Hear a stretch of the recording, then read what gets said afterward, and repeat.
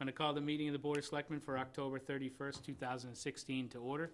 Will you please rise and join me for the Pledge of Allegiance? I pledge allegiance to the flag of the United States of America and to the republic for which it stands, one nation, under God, indivisible, with liberty and justice for all. Thank you. First up is weekly briefing. Anyone for weekly briefing? Okay, public comment and announcement. Oh, I was going to do that under this one. Oh, okay. That's fine. Public comment and announcement. Step No, right no. up. Here for an introduction of our new town planner. Hi everyone, I'm Allie Sabatino and I'm the new town planner. I'm really excited to be here and I'm really excited also to start working with everyone. Great. Today's your first day. Today is my first day. Yay. Happy Halloween. Yes, happy Halloween. Great. All right, thank you. Welcome.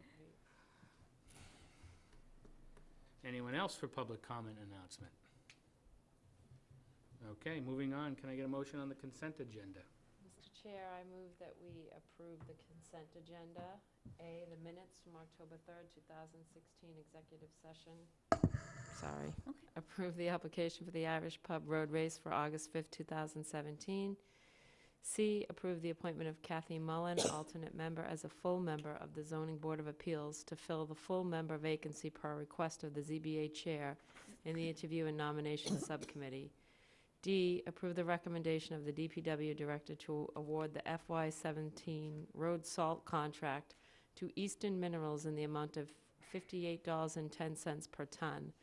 E, approve the award of contract for one new closed-top MSW ejector trailer to KNL Holdings in the amount of $69,999. F, approve the petition by Verizon, New England, and NStar Electric doing business as Eversource Electric to place a new pole on Lothrop Ave to provide service to the new water tank. Approval pending the Water Commissioner's approval of a license agreement to place the anchor on the Water Department property. Second. Okay, it's been moved and seconded to approve the consent agenda. Any discussion? All in favor? Aye. Aye. On to public hearings and presentations. So first up tonight, we have Cape Cod Commission Representative Jacqueline Edston. Good evening. Good evening. Well, I look back on the past year, which is Speaking of the mic, Should be on. It's on, okay. Yeah, great. Thank you. The past year of the Commission, there have been 8 meetings, of which 2 were workshops with the Commission. And most of these meetings deal with DRIs, or Development of Regional Impact. These are the larger developments which trigger the thresholds for review by the Commission. And I can go over some of them if you like. They really don't affect Harwich because they have been in the Upper Cape, not in the Lower Cape. There was the North Bridge, which was an assisted living and memory care facility in Mashpee on Great Neck Road. Extremely well-designed development for about 70 units, 82 beds. Difficult site because of water resource issues, but they handled it with an advanced treatment plant there. And interesting, really not for the reasons that the Commission was reviewing it, how well designed it was for the residents there. People were separated into 3 different wings. They had a common sitting room. Bedrooms were around the outside, to the periphery, and each wing had its own dining room, and then an administrative center in the middle. So a very good development. Canal Solar, there's 10 to 11 acres off of Tupper Road in Sandwich, and that's photovoltaic panels there. The site was already disturbed, and there was also an agreement with a subdivision that they would be taking some of the electricity from there. So very beneficial to the subdivision and beneficial environmentally to be having a source of energy that's not creating any carbon. The gas main replacement is continuing, and they had approval of more extensions of that. And I think that's the gas company really has done a good job of. It was a new company. It took over old assets that were in bad shape.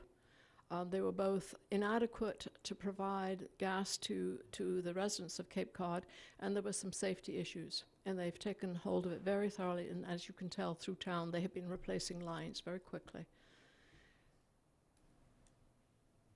An economic development plan developed by a subcommittee was approved. There was a small subdivision out in Sandwich which was approved.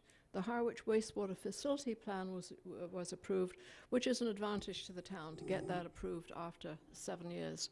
And I think of it as a starter plan because with time, I think you're going to need to make adjustments as technology and as results come in of whatever you've done and to see how it has worked. So I hope you keep that technical committee working too, because you're going to find, one hopes, increases in treatment capacity and really from more advanced treatment systems that might provide better opportunities for dealing with smaller areas. And then most recently we had a data services technology on Park Drive in Bourne, 27,000 square feet. Excellent in terms of the use. It's a high-tech use. It's involving computer data systems, great for kids who need to start their careers in computers. I did have questions about the architecture. I thought that it was not at the usual standard of the Cape Cod Commission projects, but I'm assured that it's hidden behind umpteenth trees. But trees come and go, so that's basically the year in a nutshell. Upcoming is the regional policy plan, and that really becomes very important for the town because it establishes standards for DRIs as they're coming through, those developments of regional impacts. But it also starts to lay out what your local comprehensive plan should contain. And the questions is some of it going to be mandatory? Is it optional? And that's something that I'd really like to keep a close eye on and let you know, too, if there's things that are concerning. And any questions? I've only gone back past this year. Great, thank you. Any questions from the board? I just, Go ahead, Peter. and you may not know the answer to this, but I'm just thinking out loud here when you talk about, plans and whatnot. We went through the master plan back in the 90s, and I think every 5 years the master plan gets updated. It's supposed to be. Yeah. Yes. When's the last time we updated it? Do we know? I don't know. Okay. I thought it I think was it's I think it's done in 11, but 10 it or wasn't. 11. Yeah, so it's due again? It is, but with the changes in the regional policy plan, we may want to wait and see what the changes are. We don't want to get caught halfway So through. when do we expect the regional policy plan to be implemented or put in place? Let's put I it that think way. the original time frame was the beginning of the coming year. The subcommittee has not met on this plan. We've only had one presentation so far, so I think it's going to be delayed. And there have been other plans that have come forward, so I think that's pushed it back a bit. Okay. I guess my suggestion, since we have a brand-new town planner just started today, you may want to get to, Yes. communicate with her a bit and keep her up to speed on what's going on at the Cape Cod Commission, because Yes. she's new to the area, if I understand Yes. it right. That's correct. I have one other thing, which I nearly forgot. You have some money at the Cape Cod Commission, the town does. You have, from a group called WJG, who did development in the town, this is before I had any involvement, you've got $131,000 and an additional $35,000 odd dollars, in round figures, $165,000 that can be used for open space. It was money that was deposited by developers I think it was probably the Stop and Shop and probably the Shores development. And so you need to think of some projects that you can use that for, and you need to get together with the commission, and I'll help you make those contacts, and so that you can use the money consistent with the purpose that it was deposited. And then there's $162,000 available for, and that was the Harwich Commons, which is Stop and Shop definitely. That was deposited for trip reduction. So thinking how you're going to reduce trips, I'm not sure. I'm thinking sidewalks, senior buses, something like that. But I need to come up with some sort of project that you can use the money and access it. And then I think there's another $13,000 odd again And I think that's for trip reduction again. So, You made our night. Hmm? You made our night. I was surprised. Great. Yes, I went and asked, and Thank you. Angela, any questions? Julie? I'm going to ask maybe the silly question. Exactly what is under the trip reduction? Like, what types of projects could we do? Only sidewalks and such? I think projects that would reduce the number of trips that people make on the roadways is the Okay, so- general guideline. But I think specifically, obviously, sidewalks if people walked more. Bus service, maybe from like the senior center, if they need an additional bus or something of that ilk. But I shouldn't be saying this because I think you have to come and get agreement with the commission as to how it should be used. Sure, okay, thank you. You're welcome. Michael, Janelle's not here tonight, but she's very interested in economic development. The plan that was developed, you said, can we get a copy of that, or do we already have one? I You know, don't most of they don't send out copies, which I think actually is a shame. I'd like to see, maybe that's something I should ask for. The library really should have copies. They are available online on the Okay. Cape Cod Commission's website. Okay, fine. How do you feel about copies in libraries and copy at the town clerk? That's a great idea. Should know, maybe? Yes. The library and at least the planning department, I think, would be very good. Okay, we'll ask. Just on the sidewalk comment, one of the things that kind of triggers in my mind for chip reduction, the town has engaged in two different activities. One is to do the sidewalk that would connect from Harwich Port to Saquatucket Harbor. We have a commitment from the state, so I think if the state funds it, we wouldn't necessarily need to do it. But Dave Spitz had put in also to connect along Bank Street, to put in a sidewalk, a full sidewalk, because there's sections of it, from along Bank Street to connect Harwich Port to Harwich Center. I just looked up about 230,000, so I mean, more dollars than what was referenced, but certainly if we could do some of the work, that may be something just to get connectivity of, Yeah. of the two, the two villages. So how does that process work? We go to the commission and ask? Is that? Yes, why don't I see who you meet with? Probably have to meet with one of the transportation people. I had got this information from their fiscal officer. She's not an officer, but their fiscal person, Gail Coyne, and she knows where the money is. Excuse me, so that money's available to be used townwide as opposed to just, say, if it was Stop and Shop, to put the money in? Yes, I think so. It doesn't have to be spent in that area at the Four No, Corners? I don't think It can be so. spent like on Bank Street? Yep, I Okay, think, great. yes. Great. Okay. Thank you very much. Thanks. You're welcome, thank you. Can we say anything about that still, or is it no? Bicycles The sidewalks, for all. because the only thing I was going to say about in East Harwich is there is a need to connect for sidewalks on the opposite side of the street from Stop and Shop. That's still lacking. Right. Sidewalk comes and ends. So. Mhm. Great. Next up, Tina Games, Cultural Council. Hello, good evening. Make sure. Well, I am the new chair of the Cultural Council, so it's wonderful to meet all of you. Some of you I know personally. And welcome to our newest selectman. I know it's been a few months, but still new to me. Just, I guess, because this is on television and hopefully people will be watching later, just want to give a little bit of a background on the Cultural Council. We're one of 329 local councils who are charged with allocating grant funds for community-based projects. And this can mean a variety of different things, which I'll talk about in just a moment.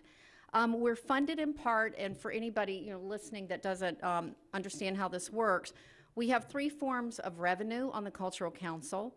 Part of it comes from the town of Harwich. We thank you very much. We always put forth an amount every year that's voted on at the town meeting, and we appreciate that, so thank you. The other part comes directly from the Massachusetts Cultural Council, and then we fundraise, which I'll talk about in just a moment. And we take those three pots, if you will, and put it together, and that really supports the grant program that we do every year. Before I talk about the grant program, I did want to just touch on our committee, or our council actually. We are charged with 9 members.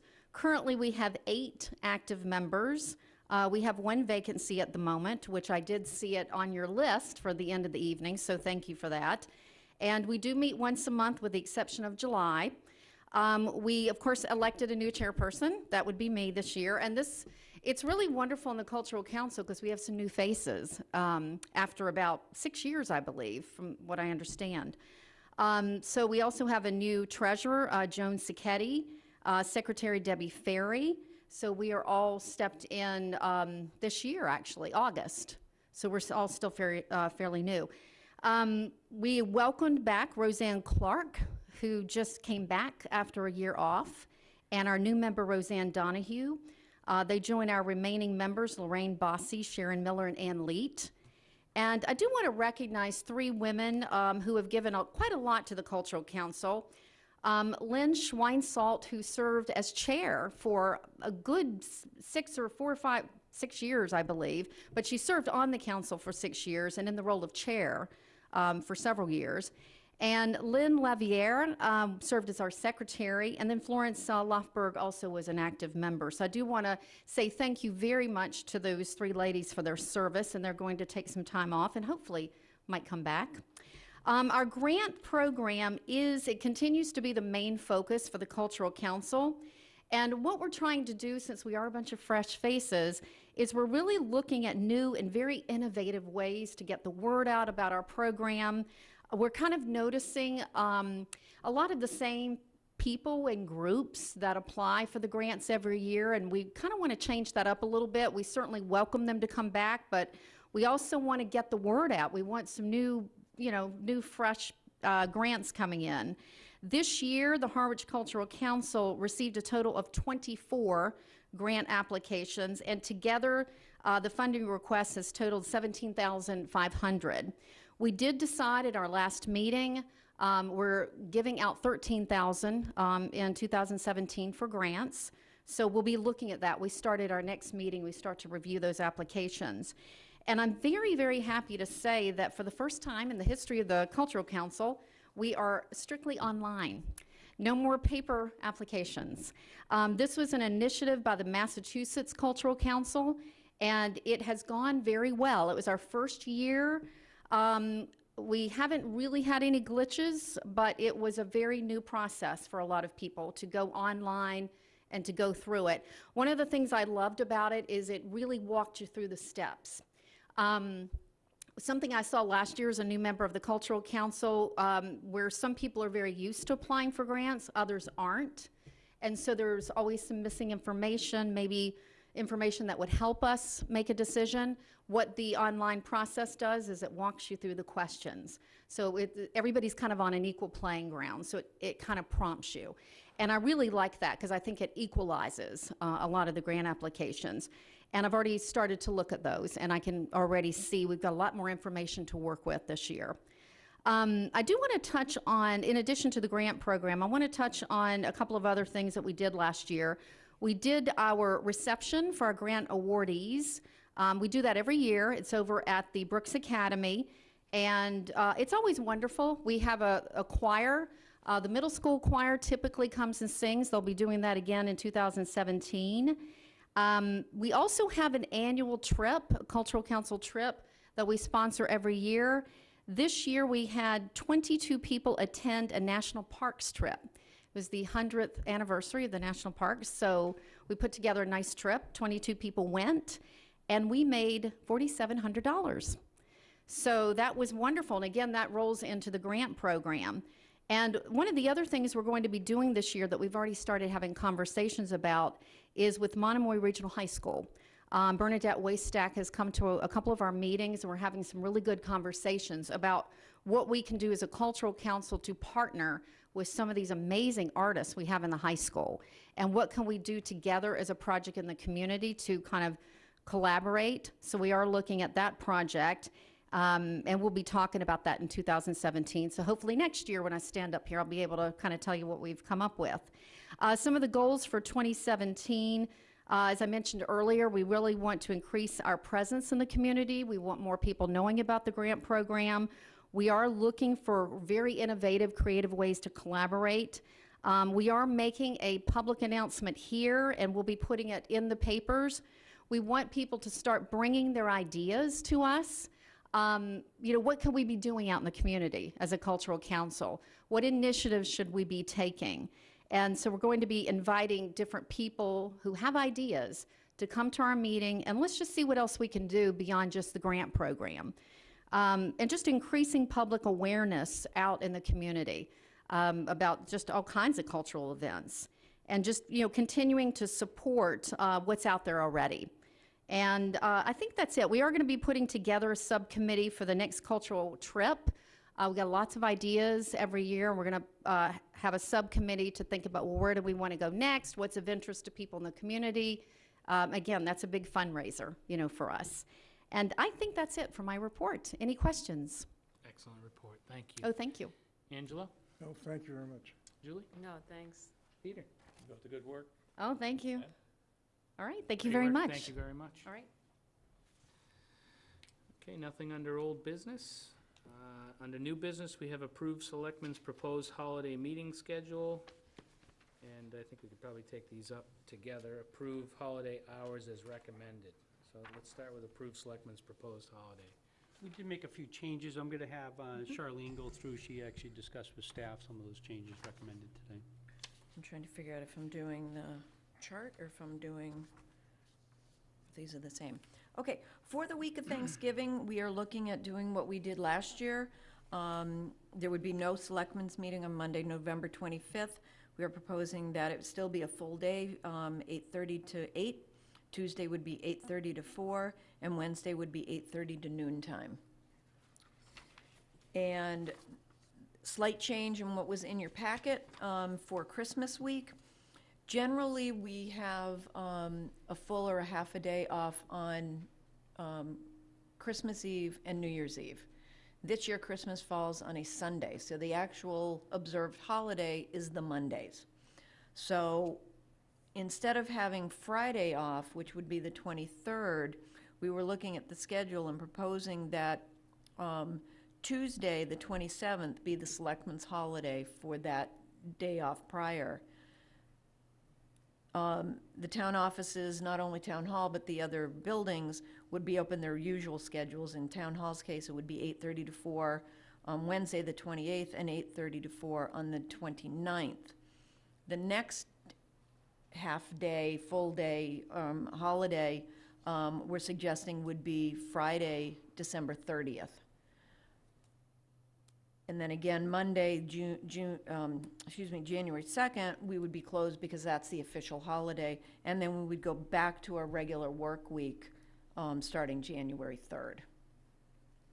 This is keeping in tradition of what the board has been doing for the past several years.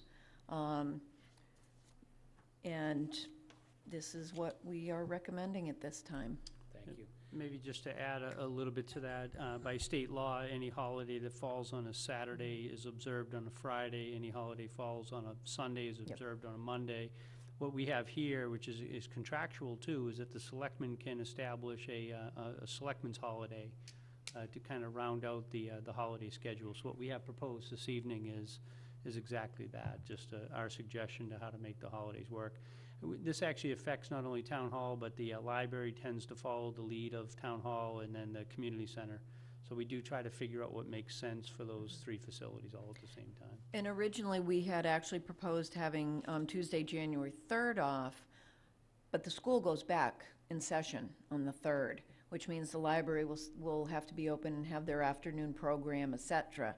So this just kind of fit in with matching up with the school vacation,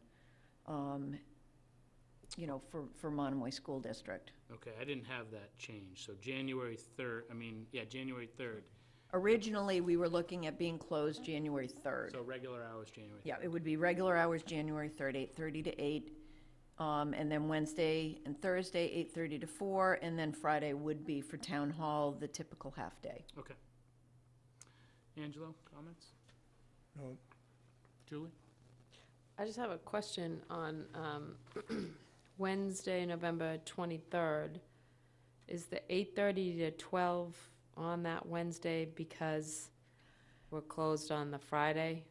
Generally, when there's a vacation on a Friday, we do a normal day on Monday. We don't go till 8. We usually go from 8:30 until 4 on the Monday. In polling the different people in town hall, they would prefer to work the full regular day on Monday and be able to have the opportunity to go home early on Wednesday to start preparing for the Thanksgiving. Thank you. Peter? I just say the selectmen's holiday, so-called selectmen's holiday, doesn't mean the selectmen are on a holiday. It means that we declare those days as a Declare the holiday. holiday. Yes. Yeah, and that's something the selectmen have done for quite a while now, I'd like to remember. I think the good thing about pushing or having December 30th as a holiday, it keeps all those selectmen holidays in this calendar year as Yes. opposed to push them into the next one. Mhm. So I think the schedule looks good, and I would move that we adopt it. Second. Okay, it's been moved and adopted to approve the selectmen's proposed holiday meeting schedule. Any discussion? All in favor? Aye. Aye. Holiday hours as recommended. Same, right? It's the same thing. It's kind of a duplicate. Okay, all set. Great. On to the town administrator's report. Thank you, Mr. Chairman. I do have a couple items this evening. I wanted to kind of do I think I've started to do this a couple years that I've been here, to kind of do an initial overview on the capital. So I just, tomorrow at 4 o'clock, the Capital Outlay Committee will be meeting to set priorities.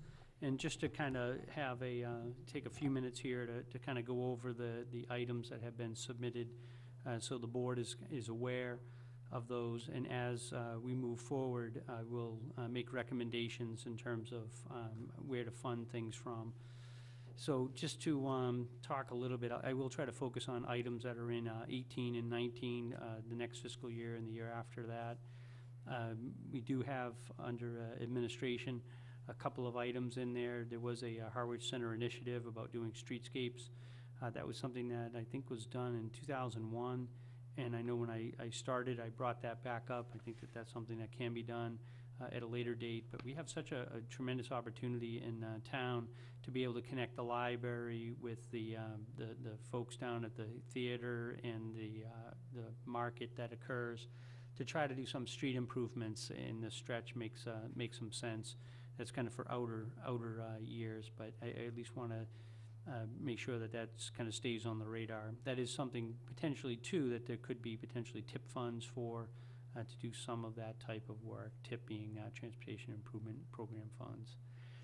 I'm not going to go through each one of these, but I just want to kind of hit a few of the high notes, specifically the ones that we put in as administration.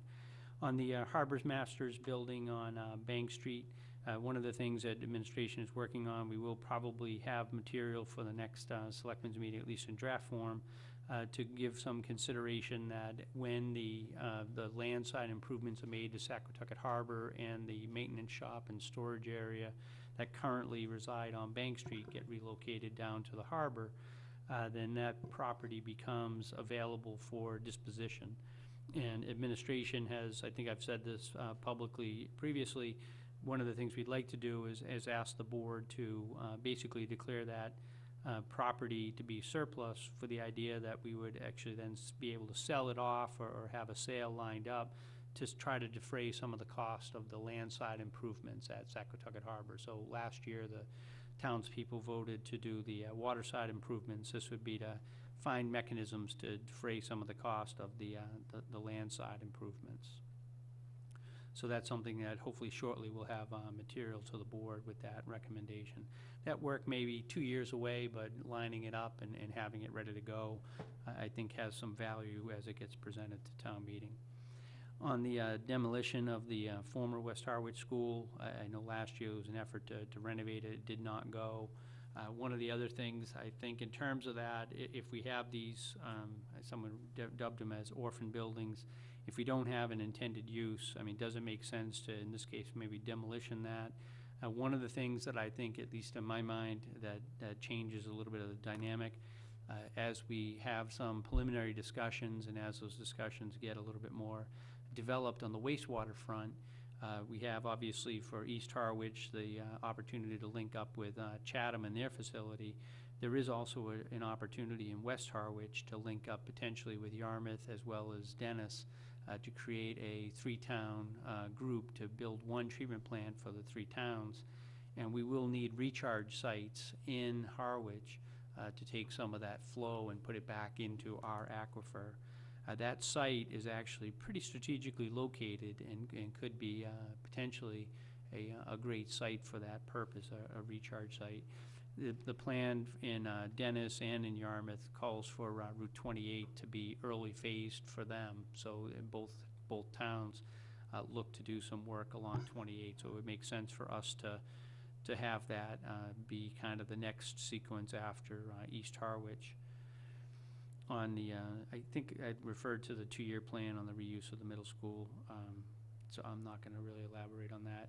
The community center, the only item that they have up for this year, 2 items, sorry, is they have the gym floor resurface for $57,000, roughly $58,000, and then the basement construction for public record storage. That's something that has been brought up.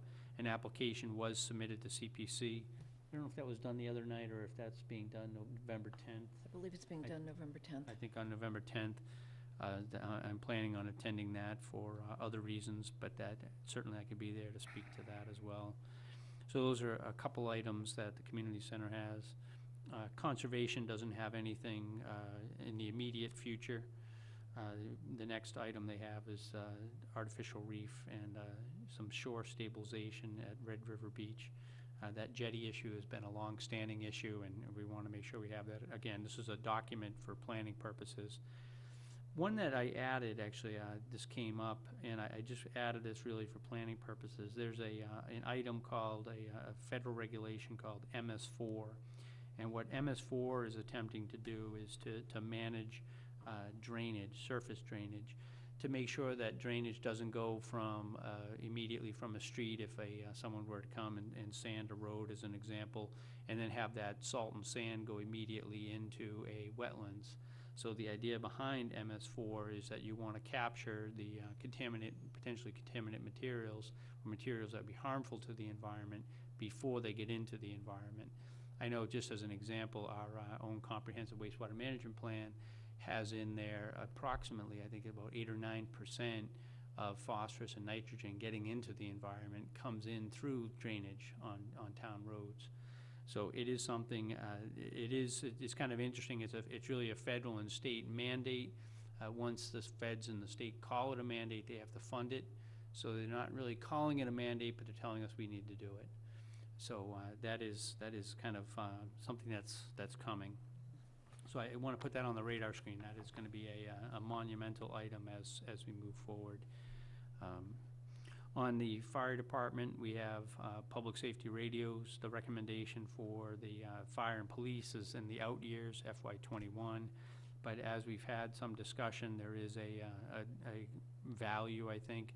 Right now, we have several non-emergency town departments that each one kind of does their own thing. So we have town operation here in Town Hall. The building department has some radios, DPW. We would also use that frequency for fire and police backup, and then the water department, also recreation. There's a lot of people that use radios, so what we're trying to do is kind of consolidate the use of those and try to update the system overall. So this plan calls for basically a 2-phase start to do a town-wide radio system for the non-emergency that could act as a backup during times of emergency. The next fairly significant item on the fire department is a pumper replacement. This is one that's scheduled. All this fire equipment is just incredibly expensive, so $420,000 for that piece of equipment.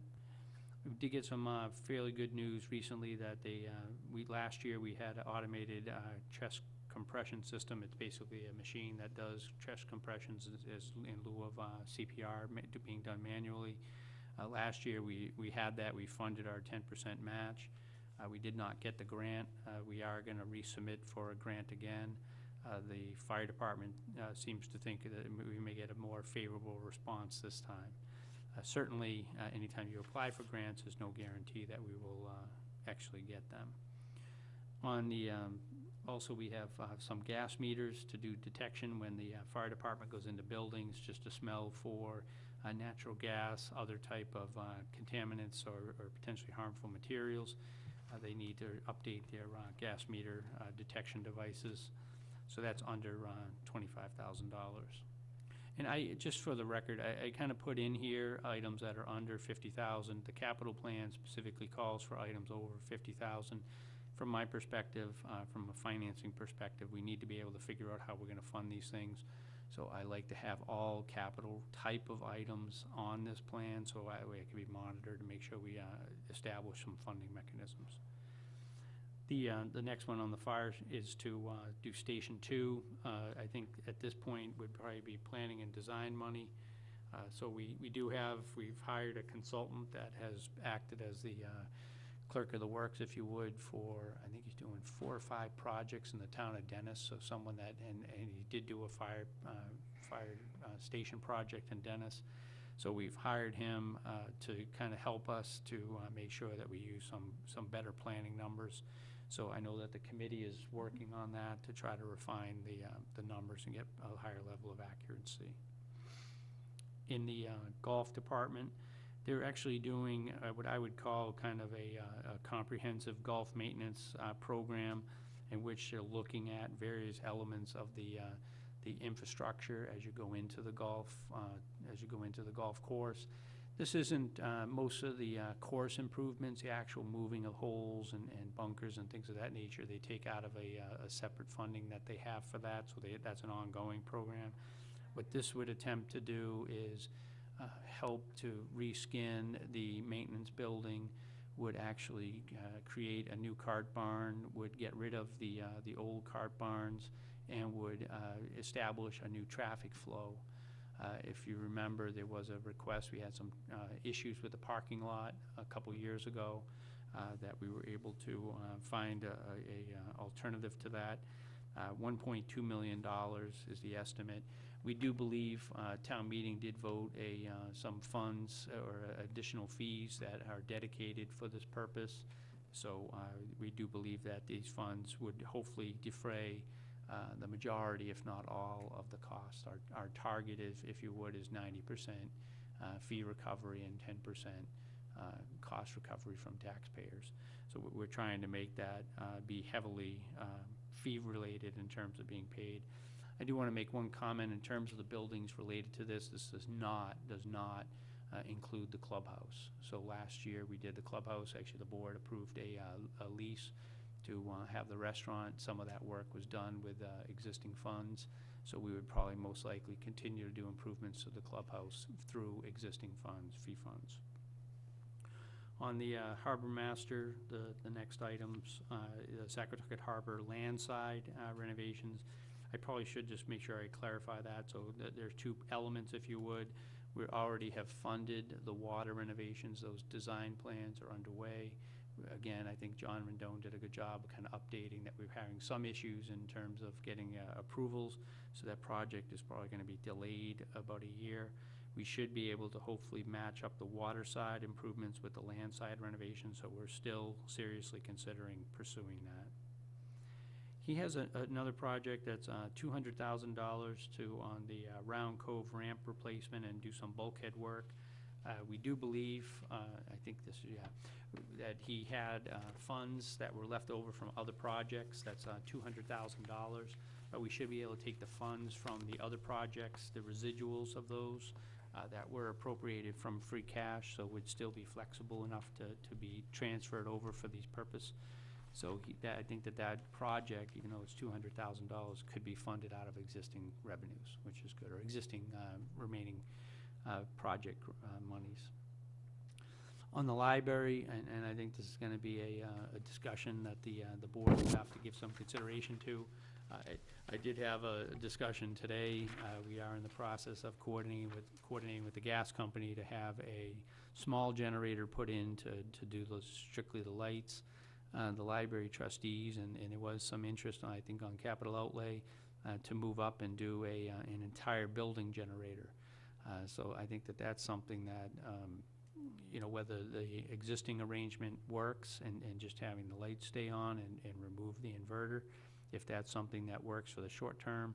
But the library trustees have specifically requested that a full generator be put in, which would cover elevators, HVAC issues, and obviously the lights. So the building would stay more functional during times of power outages. Let me see. On planning, we do have $12,000 was allocated. We're trying to get from CPC funds to look at the Albro House to have renovations done. We kind of got stymied a little bit when there was some talk about how long will renovations to the Albro House, you know, what kind of value will we get, what does the building really need in total, a more comprehensive look. So we did get an estimate of $12,000 to do a more comprehensive study. Because it's a historic property, at least administration's objective would be to start with the CPC committee, Community Preservation Committee, and see if there's funding that can be used to fund that project. And then obviously, whatever we do with the project, hopefully we would do interior renovations and other renovations to that building, if so desired. The walkway construction, there's two pieces to this. I had alluded to this a little bit earlier when the presentation came up about a potential funding source, would be to do sidewalk work along Bank Street to connect the center to Harwich Port or Route 28. That section does have sidewalks. It's a little bit scattered. Some sidewalks are right against the street, others are in a little bit. The widths vary. So this would be $231,000 is the estimate for FY19. That's something I think would lend itself to be broken up into multiple projects. So if we could identify a funding source to do half that this year, then certainly that, or FY18, certainly something to be seriously considered. And then on the walkway reconstruction of Route 28, Saquatucket to Harwich Port, we do have a commitment from Mass DOT to do that work. On the police department, they have several items related to bullet-resistant vests, ballistic helmets, and electric signboards. All those items should be within the operating budget. They're much smaller dollars or funded through free cash. The only item that they have of pretty significant, $153,000, almost $154,000, is to replace the security system.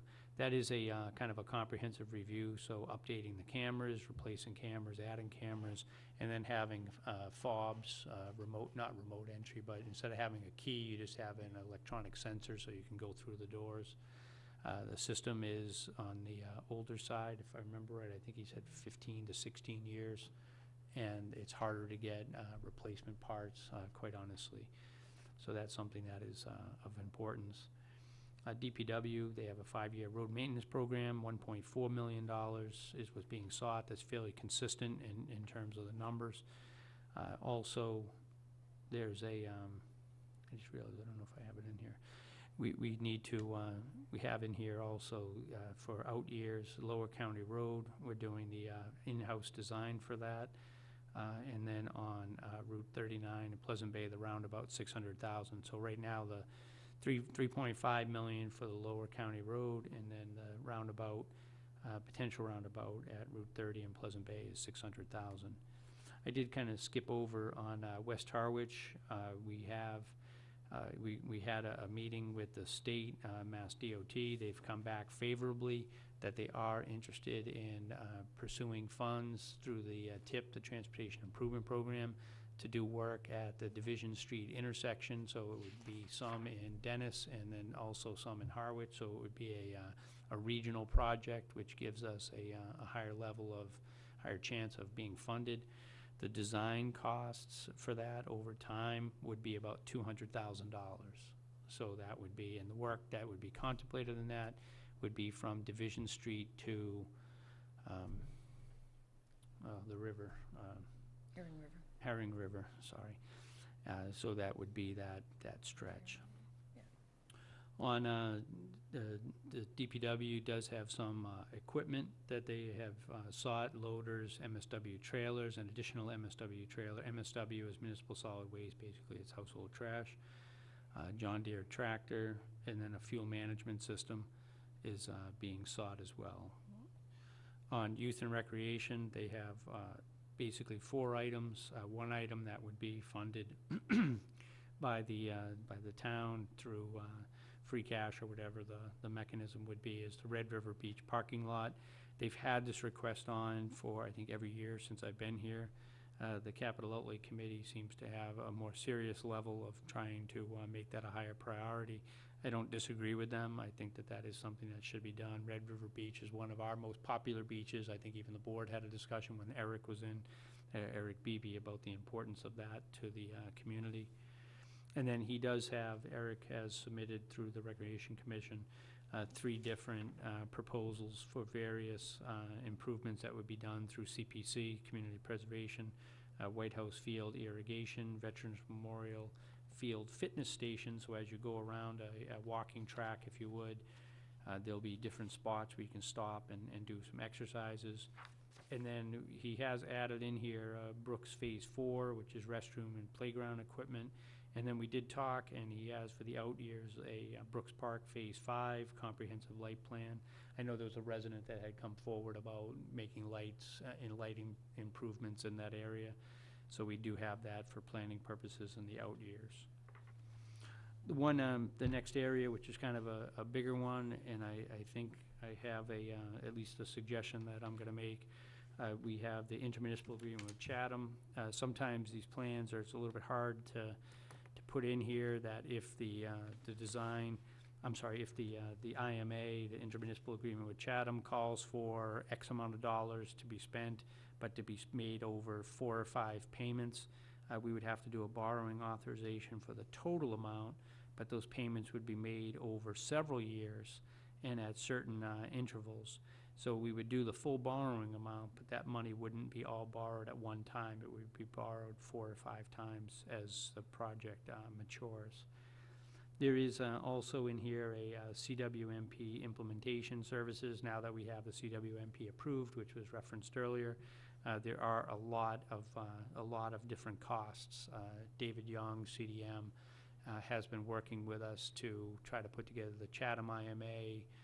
There's other compliance-related issues to the CWMP and the potential for 3 towns to get together for a intermunicipal agreement with Dennis, Yarmouth, and Harwich in regards to treatment plants.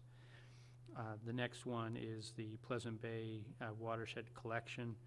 That system actually calls for $2.5 million for design and then $22.8 million for the construction of it. I don't think it makes any sense to just do the design and then go back and ask for construction dollars. So the recommendation that I'm going to make is to group, if you would, Phase 2. There's a 8-phase sewer implementation, or wastewater implementation plan to take the elements that are included in Phase 2 and fund those as one item or multiple items, but part of a similar program. So in total, it would be somewhere between $32 and $35 million, again, paid out over a interval of time. The other components on Colebrook natural attenuation, that is recommended to have $200,000 in there.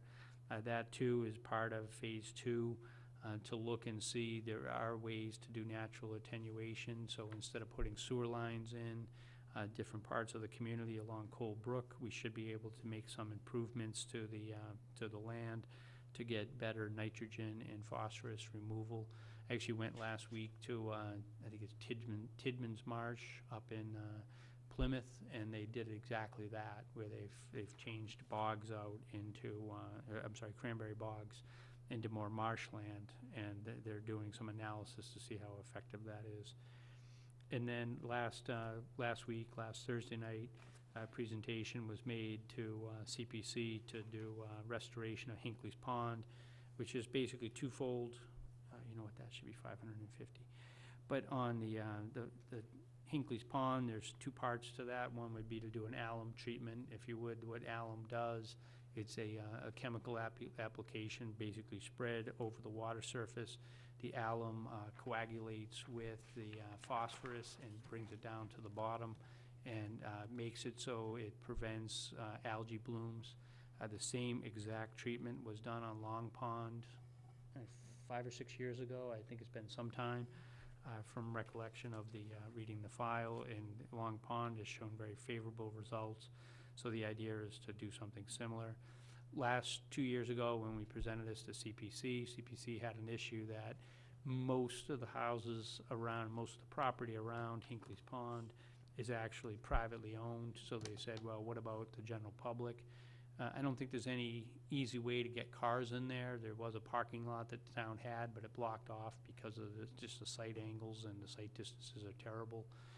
But one of the things we're looking at is to maybe have $50,000 to put in a ramp from that, and to make that a picnic area and a bicycle parking area.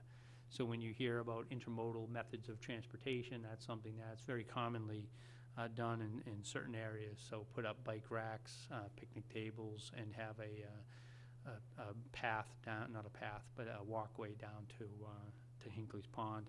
So it should facilitate and encourage the general public to make use of that area. And then the last one is the Water Department has 2 items that they're looking to do. Crossover project, looking at several different roads in the community. What a crossover project is to kind of look at areas that either the gas company is going to do work, or the town is going to do work via the wastewater, and get in and try to do water work, so that way we don't go and dig up the road after they redo it for water, and then dig it up for wastewater. So they're trying to, the Water Department, or Water Commission, trying to get in there and do that work prior. And then they have a couple of vehicles that they're trying to change out. So, you know, in total, the requests for FY18 is 13 million. I think some of those numbers, again, the wastewater in particular, which really drives this, that number is going to be closer to 35 when all's said and done. But according to this schedule, and according to what we know at this point, that $35 million is going to be paid out over a several-year cycle. So it's not just $35 million spent on day one. It would be spent over a period of time. I think one rationale, too, for why do that, the town of Chatham has taken that exact approach. They actually did several phases. I think they basically broke their project into 50% and 50%. So they have the first 20 years, if you would, funded, and then the second 20 years they would ask for additional funding. So I think that there is some value, and it does make some sense to try to get funding to do phase 2, if you would. And when I say phase 2, phase 1 is virtually complete. That took about 5 years to complete. Phase 2 will take about 5 years to complete. But it doesn't make sense to design something and then not get construction dollars to do it. So my recommendation is, if we're going to do it all as one item. So that was kind of hopefully a fairly quick rundown of a fairly comprehensive capital budget requests. As I alluded to, the Capital Budget Committee will, tomorrow evening, start to go through their prioritization and their recommendations for items that should be sought for funding. Thank you, Chris. Any questions from the board on this before we move on to the next one? Angelo? Julie? I just had a question on the I'm not saying you have an answer, but just in terms of whether or not there are any grants for, and this isn't in the budget, but do you remember that discussion that came up about the handicap ramp for the I actually just wrote that down. bandstand? Yes. Yeah. So I'm wondering that, you know, I was thinking this before too, is there somewhere in there that we could look at either, you know, because we do a lot with the vets at the bandstand, or maybe even cultural stuff. I mean, if there's any kind of way, or Cape Cod Commission, or some kind of funds, because that seems like a basic thing we should be able to provide. Certainly There's can look at that. probably some money out there that we wouldn't have to allocate, but we could apply for a grant. And the commission, when they were here, said that they would work with us, so. Thank you, Julie. Yeah, that's something we can certainly put into the mix to start planning for. Peter? Good start. We'll be talking a lot about these items, every one of them, the next couple of months. I would find it helpful, you have some graphics in the back, to at least attach or include the debt schedule, just so we can see And the concept there is you're retiring so much debt, now you're adding debt. How's that all add up, you know, as we go forward? And then, quite frankly, it might be an interesting pie chart as to the source of the funding. How much of it is debt, how much is free cash, how much is grant Sure. money, that kind of thing. Kind of an interesting graphic to put on the back. So, again, there'll be lots of discussion about this, but a good start. Yeah, in terms of, that's a great observation. Certainly, we could do the pie chart, that's not a big deal. I actually was asked last year to add graphics, so we did that. I believe it's in December that the board will have a recommendation from capital outlay, so have to be a vote in early December, just for upcoming attractions. Yep. The other thing I would say, just on wastewater, it would make no sense to be paying Chatham, let's pick a number of $4 to $6 million and never use it. So you want to make sure if we're going to go ahead and enter that agreement, they're actually going to send something there at some point in time. So I think it does make sense to package, that East Harwich area together, if you will, to make sure it gets done. And hopefully the interest rates stay favorable over time. Yes. Thank you, Peter. Then the other items on the, any other questions That's sorry, on that? On the other items I have, just a update on the modular building behind the middle school. I guess I do have good news to report. The board had voted that you wanted to see if we can get rid of the modulars without any cost. The county does have an interest in using them as training buildings. The only issue is going to be that they're trying to identify how they're going to relocate them and how they're going to do that. They have a facility maintenance person that has been in touch with Sean Libby, our facility maintenance person, so they will try to work out those details. But it appears, at least at this point, that there's a real favorable opportunity that we may be able to remove those at no cost to the town, at least at this juncture.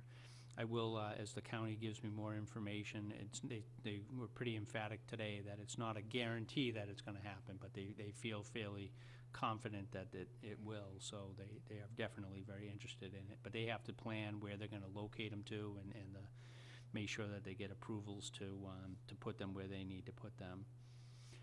I don't believe on the action item register that there There's was been no updates. anything that had any updates to it, so we'll report updates as we have. And then I just have three other small items. One is at Cape Cod Tech. They're undergoing I serve on the building committee. They are looking at having kind of a specific of, there's I think 8 different options that have been presented to them, and they're looking to narrow those options down. Obviously, each of the options has a dollar figure now attached to it, at least planning dollars, until they do more detailed design. So Bob Sanborn, superintendent of Cape Tech, has asked to come into the board. I did tentatively, his schedule works for November 7th, for him to come out next week and kind of give the community an update. And then as a member of the building committee, we'll hear the presentations in terms of the 8 different variation, which one makes sense. I would say, at least from the preliminary numbers that I've seen, a little higher, on the higher side than I had thought for most of the options. So it's going to be, I guess, the bad news is that the numbers are higher than I was hoping for in terms of the spectrum.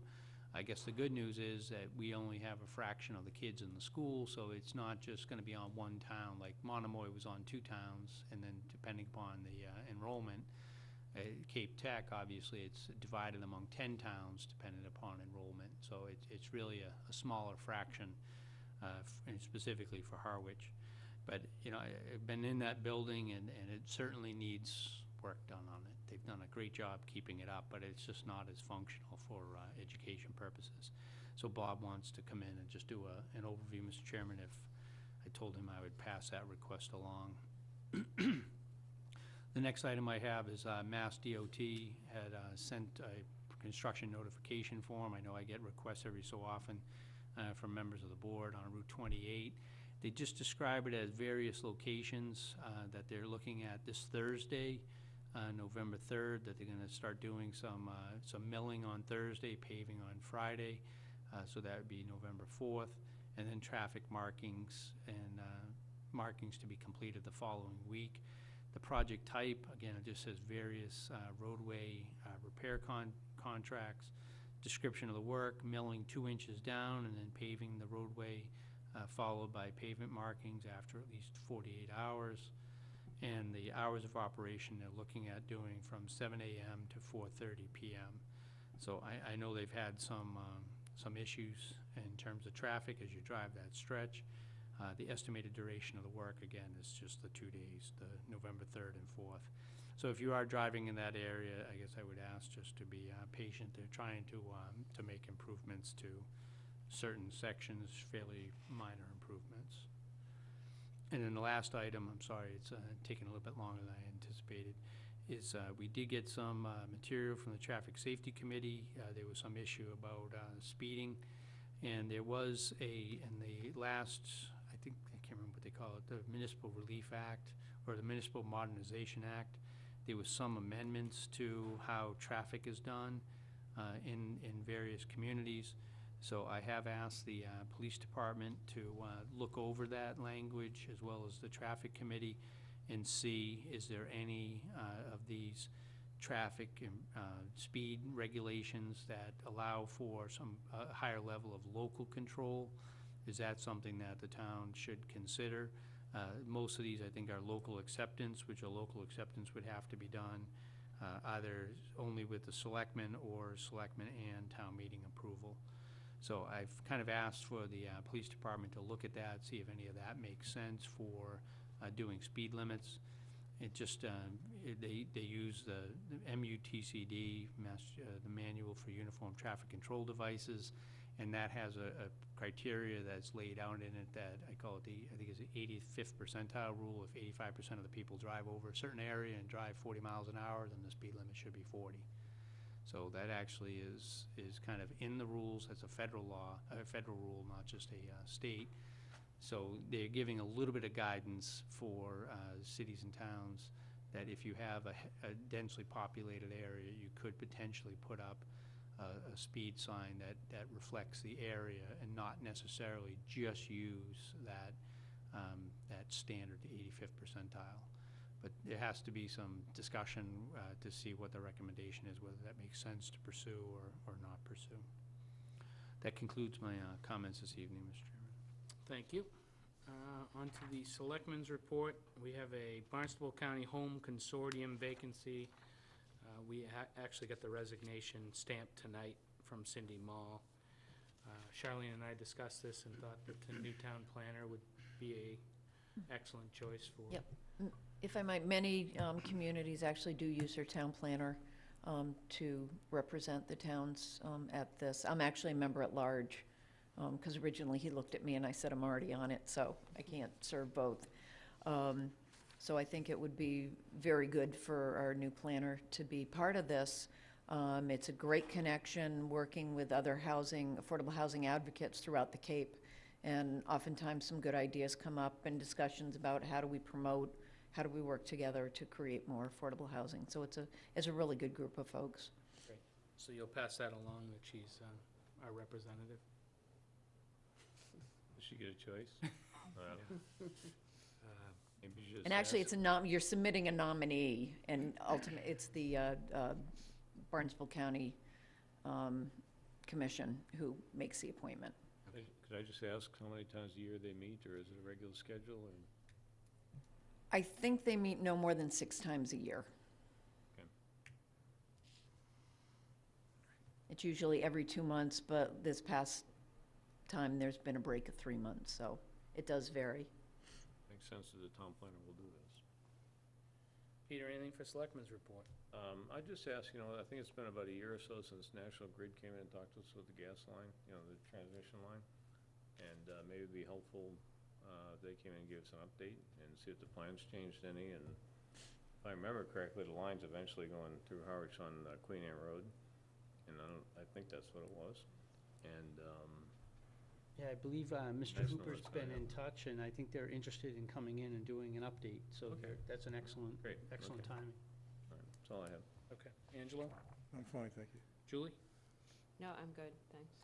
Okay, I would ask that if you could read the vacancy. We haven't done the vacancies in Sure. a few weeks.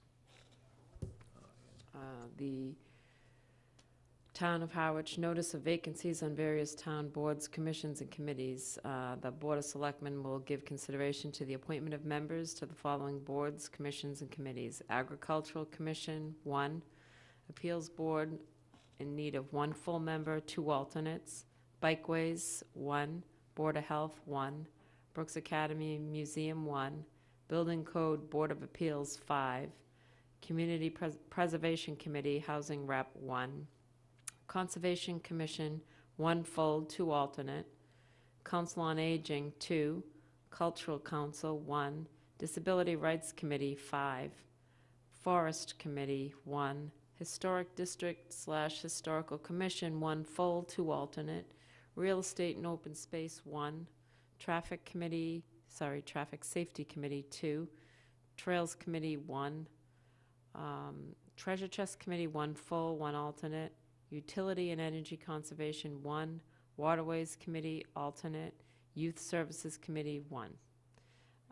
A description of the committee duties and citizens' activity record forms are available at the Selectmen's Office, 732 Main Street. Great, thank you, Julie. I have nothing. Motion to adjourn? So moved. We are adjourned. Second. Thank you. Happy Halloween. Happy Halloween.